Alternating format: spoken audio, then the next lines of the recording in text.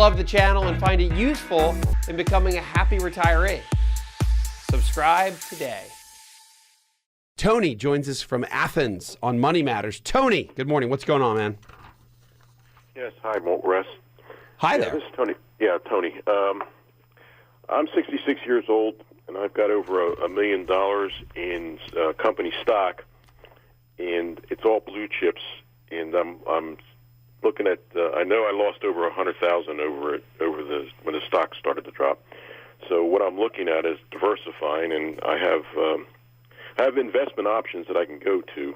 And I was looking at their bond and also fixed income for going into that. And then also I think there's eight different funds that I can go into. So one's a balanced fund and intermediate bonds. So this is one. So Tony, this is when you said you have $1 million in the 401k. Is it in one company stock, the whole thing, or?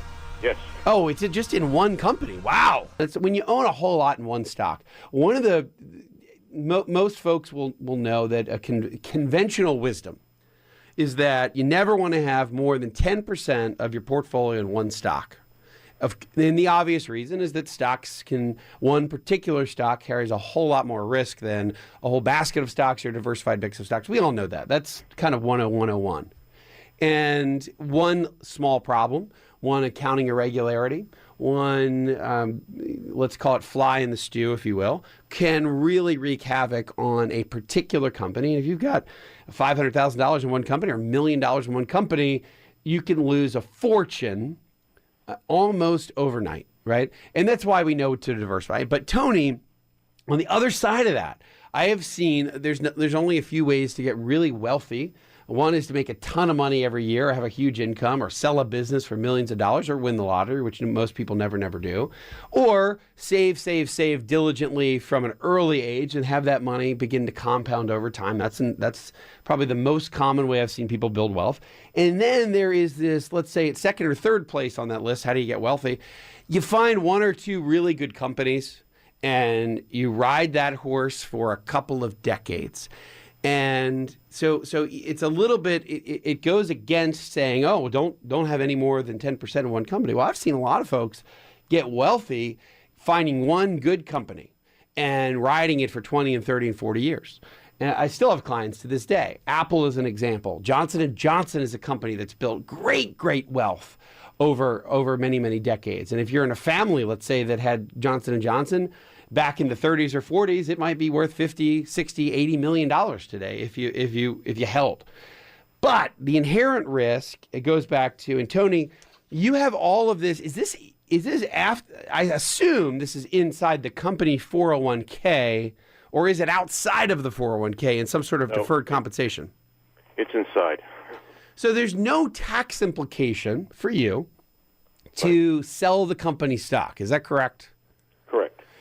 And how long ago did you acquire this one? And it doesn't even matter what the company. I'm not even going to ask you. Can you give me the sector you're in? Is it a staple? Is it oil? Is it what sector are you in? What's that? It's in the health thing. You mentioned the company when you were talking. Got it. Okay. What then? How many years have you had it, or is this something that you just recently kind of invested in?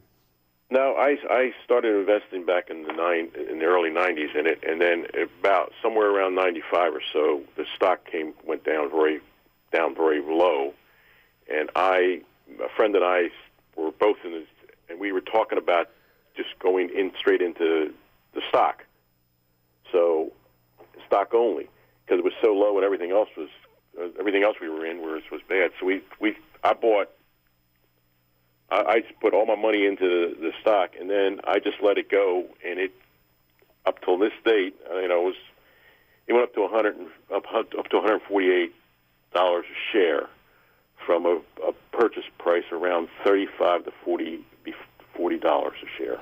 So more than tripled, and now it's really created literally a fortune for you. Yeah. So then just recently, with this little blip, it went down, and I lost about $100,000 out of it. So it's tracking the market. Really, it's a big. I can only assume what company it is, and it's a big blue chip company that's part of the S&P. So when it moves, it has a big impact on markets, and when markets move, it'll have a big impact on that particular company. So it's going to move with markets, right? So markets down 10, 12%, you're going to see the same thing. So this is always a tough call. It's a really tough call when it's an after-tax amount of money. And I wrote an article recently about this where a colleague of mine or friend of mine inherited a stock and didn't really do much with it because it was an inheritance. And 10 years later, the stock is up 4 or 5 times, 5x. And it's created, again, $1.5 million. Now, the problem in that scenario is that you've created all this wealth. And now if you're to sell it, you've got a 20% long-term capital gain tax bill, 23.8% to be exact if you're in the highest bracket. Remember, the capital gain rate changes depending on what your income is. So in this particular case, they would be paying close to 25% in order to sell and diversify. So that makes the decision a little tougher, right? It's like, if I sell, then I'm going to pay 25% right off the top, which is kind of like the stock going down 25%, right? So it's that's a really hard scenario to justify because there's a lot of pain associated with the sale. A, you've made all this money. B, you're 25% right off the top to the government, which just stings, right? Hey, Tony, hang on a sec. So there's a lot to think about. This is a kind of a conundrum. I know how this goes, and it's hard to kind of figure out, and I have something for you. So hang on. We've got to do a quick news, weather, traffic, then we'll come back with Tony, who's got $1 million just in one stock when Money Matters returns.